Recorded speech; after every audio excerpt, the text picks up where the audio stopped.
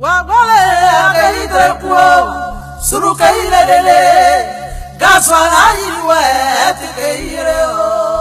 avoir foi en ce qu'on fait. Moi, j'ai une foi en l'Afrique. C'est tout. Et je fais ce qui me semble bon pour l'Afrique. C'est ça que je fais. Le reste, c'est pas important. J'ai dit souvent à mes collaborateurs que celui qui veut être riche, il ne faut pas qu'il vienne faire la politique. Si quelqu'un fait la politique et qu'il devient riche, c'est qu'il est voleur. La politique n'est pas là pour enrichir les gens. En politique, on te donne les moyens pour que tu vives correctement, mais il y a un travail à faire. Si celui qui veut être riche, il fait des affaires. Il ne devient pas professeur, il ne devient pas journaliste, il ne devient pas caméraman, il ne devient pas homme politique. C'est pas des métiers où on devient riche, ça. C'est pas des métiers où on devient riche. Ça, c'est la première leçon que je voulais tirer. La deuxième leçon, c'est que tu peux partir de zéro et tu peux arriver au sommet. Pourvu que tu saches dès le départ où tu veux aller. Et que tu prennes les moyens pour arriver où tu veux arriver. Je me rappelle toujours d'une discussion que j'avais avec mes amis au lycée classique. On était un certain nombre qui voulions devenir président. Chacun dit va devenir président. Et il y en a un qui m'a dit, moi je vais d'abord faire les affaires, parce que sans argent on ne peut pas faire la politique, on ne peut pas devenir président. Et je lui ai dit, moi, c'est parce que je ne vais pas faire les affaires, que je vais être pauvre, que je vais avoir les mains propres et que je vais devenir président. Aujourd'hui, mon ami, il a eu beaucoup d'argent, effectivement. Il a beaucoup d'argent, mais il n'est jamais devenu président. Il n'a jamais même été candidat. Voilà, il n'a jamais été candidat. C'est-à-dire qu'il faut savoir ce que tu veux longtemps à l'avance. C'est-à-dire qu'il ne faut pas découvrir les situations de façon opportuniste. Il faut savoir ce que tu veux être, ce que tu veux faire. Et tu te traces ta ligne de conduite. Donc tout ce que tu fais dans la vie, moi j'ai fait histoire pour devenir président. Sinon, la bourse qu'on m'a donnée pour aller en France, c'était pour faire professeur de latin et grec. Quand j'ai commencé vraiment à militer, je me suis rendu compte qu'il me manquait l'histoire de l'Afrique pour poursuivre ma route. J'ai changé. J'ai changé.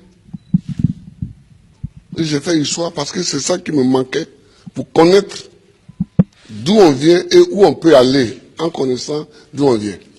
Je vois des gens qui découvrent qu'il y a un fauteuil à côté, ils peuvent s'asseoir dessus. On ne s'assoit pas dessus comme ça. Le fauteuil, il est à côté, il semble vide, mais il a un propriétaire.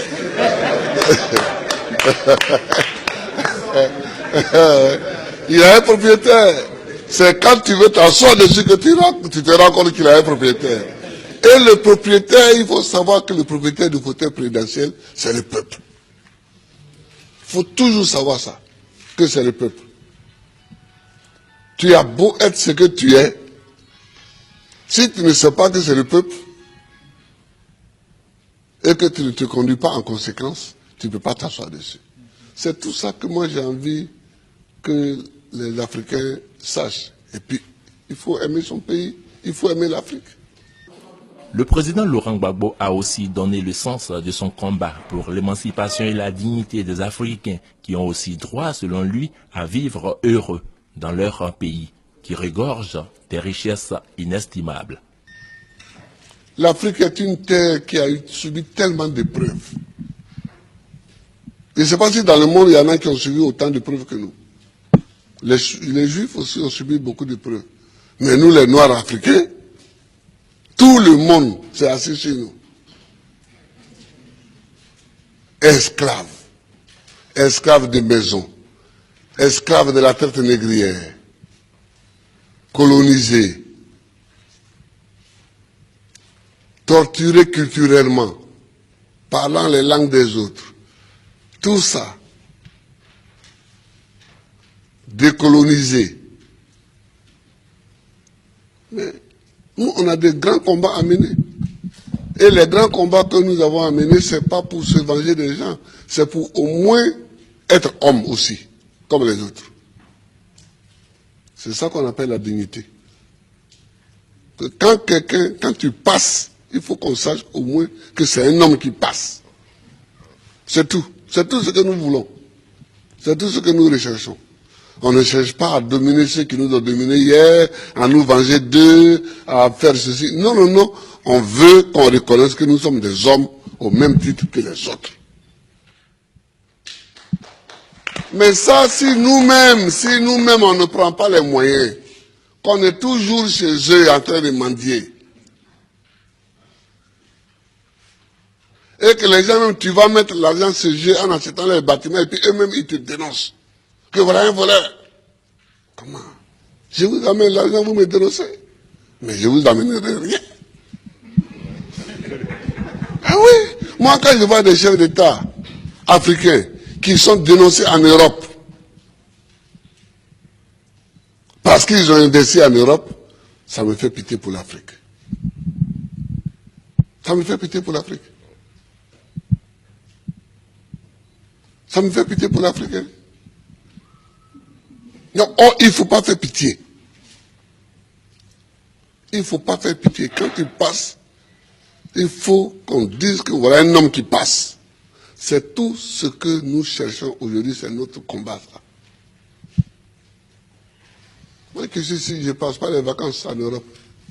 Mais est-ce que je ne suis pas président? Je suis président. Si je mets mon pied sur un sol européen, c'est qu'il y a une réunion à laquelle je dois participer pour que la Côte d'Ivoire gagne quelque chose. Sinon, je cherche quoi chez les autres? Je ne cherche pas quelque chose chez les autres. Si Dieu m'a mis au monde ici, c'est que dans mon environnement ici, il y a tout ce qu'il faut pour que je vive. Mon combat, c'est pour la dignité.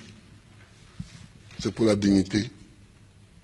C'est pour que nous effacions tous les siècles passés, les traces de tous les siècles passés, les traces de l'esclavage, les traces de la colonisation, les traces du pillage, les traces du travail forcé, les traces de la chicote.